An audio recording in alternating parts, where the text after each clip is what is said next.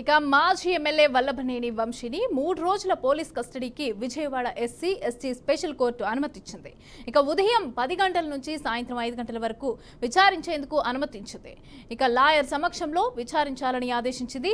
ఉదయం సాయంత్రం మెడికల్ టెస్టులు చేయాలని సూచించింది. జైల్లో వంశీకి బెడ్ అనుమతిస్తూ ఆదేశాలు జారీ చేసింది. రైట్, ఇదే అంశానికి సంబంధించి పూర్తి అప్డేట్స్ మా ప్రతినిధి శ్రీనివాస్ అందిస్తారు. శ్రీనివాస్, అంటే ప్రస్తుత ఎన్టీఆర్ జిల్లా గన్నవరం నియోజకవర్గం వైసీపీ నాయకుడు మాజీ ఎమ్మెల్యే వల్లభనేని వంశీ ప్రస్తుతం అయితే విజయవాడ జైల్లో ఉన్న పరిస్థితి అయితే ఉంది. అయితే ఈ జైల్లో ఉన్న వ్యక్తిని తమ కస్టడీకి ఇవ్వాలంటూ కూడా పడమట పోలీసులు ఎస్సీ ఎస్టీ కోర్టును అయితే ఆశ్రయించడం జరిగింది. కోర్టులో వాదనలు విన్న తర్వాత 3 రోజుల పాటు కోర్టు అతనికి పూర్తిగా కూడా పోలీస్ కస్టడీకి అనుమతించిన పరిస్థితి. అయితే కొన్ని షరతులు విధించింది. ఉదయం 10 నుంచి సాయంత్రం 5 గంటల వరకు కూడా ఇలా ఆయన ఒక న్యాయవాది ముందు ఆయన ఇంట్రాగేట్ చేయొచ్చు అని చెప్పారు. అదేవిధంగా చూసుకుంటే మెడికల్ టెస్టులు ఉదయం సాయంత్రం కూడా మెడికల్ టెస్టులు చేయాలని చెప్పారు. పూర్తిగా కూడా వాళ్ళ న్యాయవాది సమక్షంలోనే ఈయన ఇంట్రాగేట్ చేయాలని కూడా చెప్పిన పరిస్థితి అయితే ఉంది. అయితే అదేవిధంగా చూసుకుంటే వాళ్ళు వేసిన పిటిషన్, అంటే ఈయన వంశీ తరపున న్యాయవాది వేసిన పిటిషన్ కూడా పరిగణలో తీసుకున్న కోర్టు అతనికి జైల్లో కూడా బెడ్ ఏర్పాటు చేయాలి. ఎందుకంటే వెన్నుపూస ప్రాబ్లం ఉంది, ఇంటి భోజనం కావాలి, బెడ్ ఏర్పాటు చేయాలి, కొంచెం ఎత్తైన ప్రదేశంలో తనని పడుకోబెట్టాలనే ఉద్దేశంతో గతంలో కోర్టును ఆశ్రయించారు. అది ఆమె వంశీ తాలూకా భార్య పంకజశ్రీ. అయితే దాని కోర్టు ఈ రోజు వాళ్ళ న్యాయవాది పిటిషన్ వేస్తే కోర్టు కూడా అనుమతించిన పరిస్థితి, దాని మీద ఆదేశాలు జారీ చేసిన పరిస్థితి. అసలు వల్లభనేని వంశీ ఎందుకు జైలుకి వెళ్ళారని జస్ట్ ఆ కేసు పూర్వపరాలు తలంచుకుంటే కనుక 2023లో గన్నవరం టీడీపీ ఆఫీస్ మీద దాడి కేసులో A71 ముద్దాయిగా ఉన్నారు ఈ వంశీ. అయితే అలా ముద్దాయిగా ఉండడానికి రీజన్ ఏంటంటే సత్యవర్ధన్ అనే టీడీపీ ఆఫీసులో పనిచేస్తున్న ఒక వ్యక్తి కంప్యూటర్ బాయ్ ఫిర్యాదు చేశారు. ఫిర్యాదు చేసిన ఆ వ్యక్తి ఈయన A71 గా ఉన్న వ్యక్తి కామ్ గా ఉంటే ఏదీ లేదు.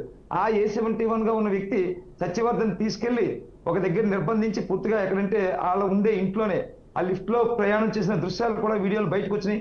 అక్కడ ఆయనతో ఒక బెదిరించి ఆయన్ని భయపెట్టి అలాగే ఒక వాంగ్మూలం ఇప్పించారు. దీనిలో వంశీకి ఎలాంటి సంబంధం లేదు, కేసు వాపసు తీసుకుంటున్నట్టుగా మరే కొన్ని అంశాలు వాళ్ళకి ఫేవర్ గా. అయితే ఈ విషయం తెలుసుకున్న పోలీసులు ఏం జరిగింది, ఎలాంటి ఆడియో ఇచ్చారు అనే విషయాన్ని పూర్తిగా ఇన్వెస్టిగేషన్ చేస్తే ఆ సత్యవర్ధన్ ని కిడ్నాప్ చేసి విశాఖపట్నంలో దాచారనే అభియోగం తర్వాత SC ST case kidnap case ఈయన మీద నమోదు చేయడం జరిగింది. ఈ నమోదు చేసిన కేసు అనంతరం కూడా ఆ సత్యవర్ధన్ వెళ్ళి అదే మెజిస్ట్రేట్ ముందు తన వాదనని మార్చి ఇచ్చారు. అయితే దీని మీద ఇప్పటికే కొడాలి నాని, పేరు నాని, జగన్మోహన్ రెడ్డి, పంకజ్ భార్య వీళ్ళందరూ కూడా ఒకరోజు మిలాఖత్ అయ్యారు. నెక్స్ట్ డే కూడా పేరు నాని అలాగే పంకజ్ వీళ్ళందరూ ములాఖత్ అయిన పరిస్థితి, ఆయన యోగక్షేమాలు అడిగిన పరిస్థితి. ఈ కోణంలో చూసుకుంటే ఆ వైసీపీ నేతలు మాట్లాడుతూ కూడా మొదటి వాంగ్మూలం సత్యవర్ధన్ ఇచ్చిన మొదటి వాంగ్మూలం పరిగణలో తీసుకుంటారు తప్ప సెకండ్ వాంగ్మూలం పరిగణలో తీసుకోకూడదనే ఒక అంశం లేవనెత్తారు. అయితే వంశీని హైదరాబాద్ లో మైహోమ్ భూజా అనే దగ్గర వాళ్ళ ఇంట్లో అపార్ట్మెంట్ లో ఉంటే అక్కడ నుంచి తీసుకొచ్చి అరెస్ట్ చేశారు. సీసీ ఫుటేజ్ కూడా విడుదల చేశారు. ఆయన లిఫ్ట్ లో సత్యవర్ధన్ ని బెదిరిస్తున్నట్టుగాను, సత్యవర్ధన్ ఇతను ముందు కొంచెం చేతులు కట్టుకొని నిలబడినట్టుగాను కొన్ని దృశ్యాలు ఉన్నాయి. ఇలా బెదిరించి భయపెట్టి ఇచ్చిన ఫిర్యాదుని వెనక్కి తీసుకునేలాగా ఒక తప్పుడు స్టేట్మెంట్ ఇప్పించారనే అభియోగంతో ఫస్ట్ ఉంది. దీనిలో ఆయన A1 గా ఉన్నారు.